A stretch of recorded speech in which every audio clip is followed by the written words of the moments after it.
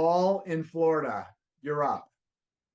Oh my goodness. Brooke and Ricus, thank you so much for your time. Brooke, I've been following a lot of your humanitarian stuff on LinkedIn, so it's cool that we finally get to chat. And thank you both so much for coming back.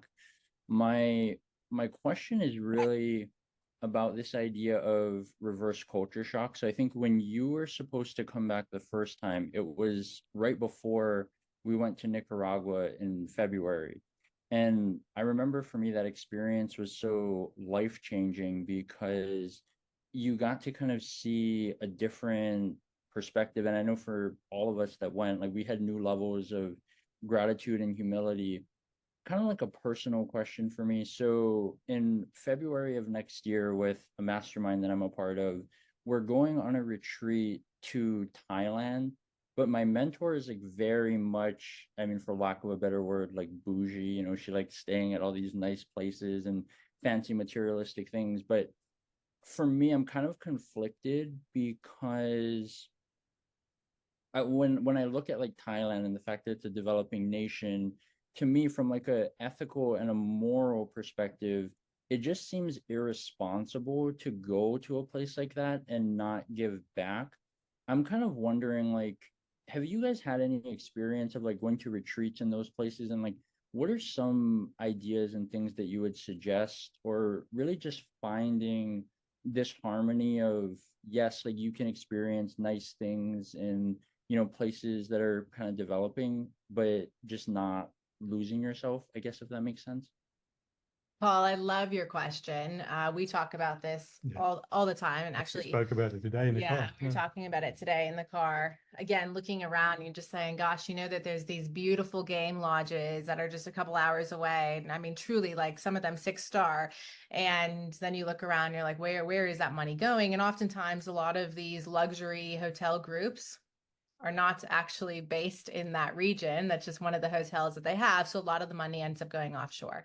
On the other side of this, what I can say is, and I've dealt with this, and Ricky's can tell you, and I've even posted about it, is I'm somebody that I do like nice things as well. I mean, I'm literally wearing a Jimmy Choo sweatshirt right here.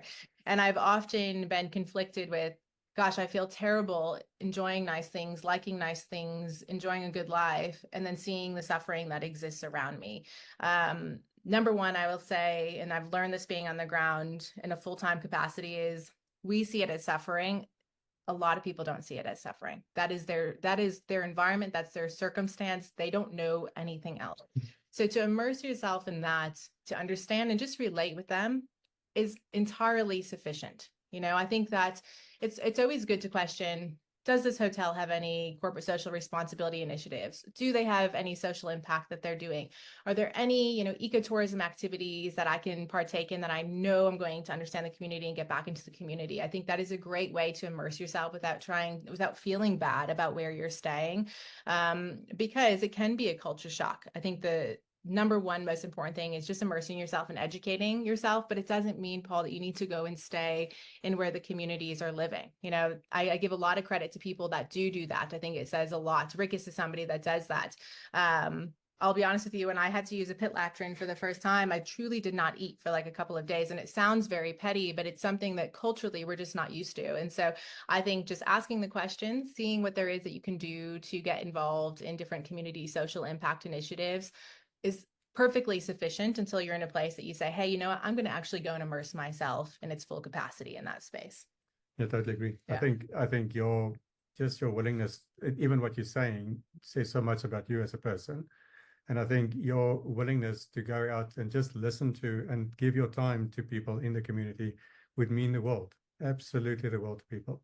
And the interesting thing is, and Brooke pointed to this, we think of it as suffering, but it's in their world, that's their world. And they just make the best out of every day. And the thing that I've seen, and Brooke can also support this, we tend to, from a first world, come from a world of scarcity. So it's like we never have enough. So we always try and gather until one day we'll have enough, and then you give something away. The most amazing thing in these communities is that those people live in a world of abundance. So when I look at them, you think, oh, geez, they don't have anything. But the thing is, they've got everything. And you go to them, and Brooke saw this last week as well. She went to a community. They don't have like a fridge full of food. They've got a small bowl that's in the house, and that's the food they have for the day. When you go there, they will share their food that they have with you, not expecting you to pay for it. But there's this abundance, this sense of tomorrow will look after itself.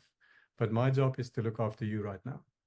And that sense of abundance is what you see in these communities. You see the kids, they've got barely, they don't have shoes, that have got little broken, shorts full of holes and skirts full of holes, but they laugh and they're happy and they just so glad to see you. And if you spend time with them and they can touch your hair, or they, my daughter, they love touching She's 7, so they love pulling her eyelashes. And we were drilling the hole. We were like, they were so excited for the water. And then one little girl came up to Layla, our daughter, and she said to her, "Water, I don't need it, but I want your soft hair."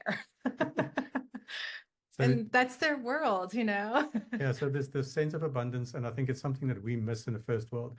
And it's not just you going to spend time with them. Your time spent with them will be you giving abundantly to them as a community, and they would love it. And that's all you need to do. Yeah, that was powerful. I guess a kind of quick follow-up, Brooke and Ricus. So like, are you saying that the best way to really deal with this reverse culture shock thing is just to kind of like remove yourself from the equation and kind of just listen and just be present in that experience, and not necessarily like leave it there, but like I guess what I'm kind of getting in many ways is to say something that the reverse culture shock is kind of selfish. Like, we're looking at it from our perspective versus looking at it from their perspective. So this was awesome. Yeah. And I think to that point too is, and I've seen it is, especially, studying policy and being a Westerner, there are so many things that I was like, I know exactly what's needed. We know the solutions. I went to school, I studied this, I've looked at all these case studies. We've seen this project work and that project work. That has been, I think, the biggest pitfall, right? Is because you come in with a lot of great ideas that have been very effective, but the context and the environment and the nation and the values and different religions and, social perspectives, they're so different. And so to go in without any filter, any conditioning at all is one of the most powerful things that you can do. And it's hard, but I think just being present in its entirety will allow you to remove all those filters.